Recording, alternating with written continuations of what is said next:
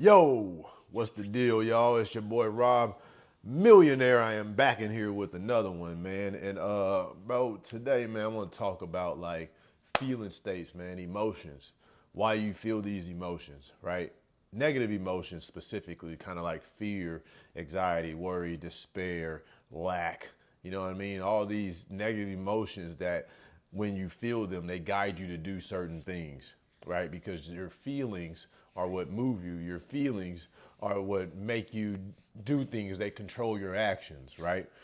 So your feelings are deriving from something, right? We just don't feel them. So for example, right? If you feel anxiety, right, or if you feel worry or something like that, those feelings come from somewhere. You know what I mean? What we think, our thoughts, right? They determine and dictate what kind of feelings that we have, right? What kind of feeling states that we're in. Our feeling states that we get in are going to dictate what we do. They're going to dictate the actions that we take. They're going to dictate the things that we say. They're going to dictate how we move, right? They're going to dictate how we interact with the universe. That in turns is going to create somewhat of a reaction from the universe, right? Whether that reaction be through a thing, a condition, or environment, or a person, right? It's going to create something that you get back based on your feeling state. So if you feel a certain way, right, you're going to do certain things that are going to give you an result or give you a reaction that is incongruent with the thing that you're thinking, right? So this is why they say if you feel fear, right, you're going to take fearful actions, which is just going to give you more results of fear, more things to fear, right? Because you get what you are, not what you want. So you can not be afraid and think about not being afraid, but when you are afraid and you feel afraid and you feel fear, right? You're going to get more fear. You're going to recreate certain things to happen in your life, right? In your experience that are going to create more instances to be fearful of, to recreate the fear, pretty much, right? At the end of the day, the fear is deriving from something. So it's deriving from a thought in your mind, right? And what are thoughts, right? Thoughts are not just merely thinking with the mind, thinking of words, letters, things like that. Uh, thoughts, thinking, right? Constructive thinking is imagery in the mind. Our mind thinks in images. It thinks in images in moving pictures, motion pictures, I would say. Right? When we think of something in the mind, we're thinking of a picture. We're thinking of an image. If you are feeling bad, or if you're feeling some kind of negative emotion, right, that doesn't make you feel good, you are involved in the wrong imagery in your mind. You are thinking of the wrong thing in your mind, right? You're thinking of something that is in turn giving you a feeling state. You're thinking of something negative. You're thinking of something fearful. Maybe you're thinking of things not going how you want them to go. Maybe you're thinking of a situation that happened in reality in your life and you did not like it. So now you rethinking about that situation is going to in turn give you more of a feeling state. Hold on.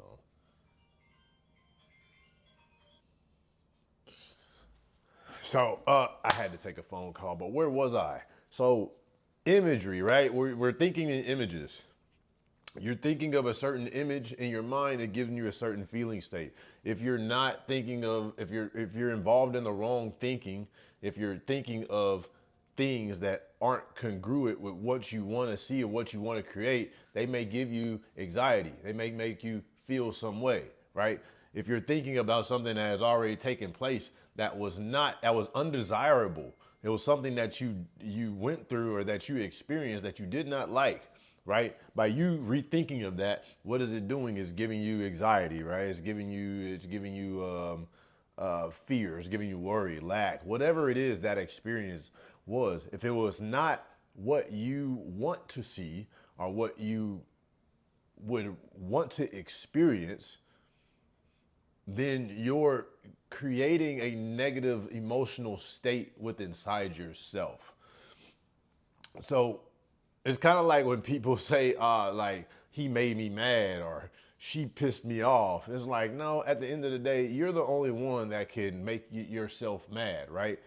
You're the one that decides if this thing upsets you. To other people, it could not upset them, but it upsets you. So you decide, okay, I'm going to get upset about this. You may not realize that you're doing this, but whether you're conscious of it or unconscious of it, this is what it is. You're making yourself upset. Something happens and you don't like it, so you're deciding to get emotional about it or to feel some certain way about it. You don't have to, but this is what you choose to do, right? So by us thinking images, right? By using our imagination. I made videos in the past about imagination, how imagination creates reality. You can use your imagination for good. You can use it to think of images or motion pictures in your mind that can in turn create positive emotional states for you, things that feel good, things that move you to good right action, right? Things that do good for you, right? Positive emotional states, love, joy, excitement, you know what I mean? Security, relaxation, these things. I don't even know if relaxation is an emotional state, but you know what I mean, all right? Positive states that are enjoyable to feel. And when you feel good, you do good, right? But if you feel bad, you're not going to do good. It is very rare that you feel bad or you feel worried or anxious or fearful or lack, right? And you take abundant actions or you take positive actions. You take confident actions feeling fearful, right? Then again, that's the definition of courage, right? But most of the time when somebody feels fearful about something, they're not taking the necessary actions that they need to take, that their soul is yearning for you to take, right? You're letting negative emotions or negative imagery into your mind, and then that dictating the negative emotions that you feel, which is in turn going to give you a negative result at the end of the day. So what you imagine by using your wonderful, beautiful human imagination is going to determine how you feel. As Neville Goddard says, feeling is the secret, right? And all creation, all things in this physical reality are once started in imagination, whether that's a positive thing or whether that's a negative thing. Everything begins in consciousness. Everything begins in imagination. There is nothing in nature that is not created or sustained by someone's imagination, right?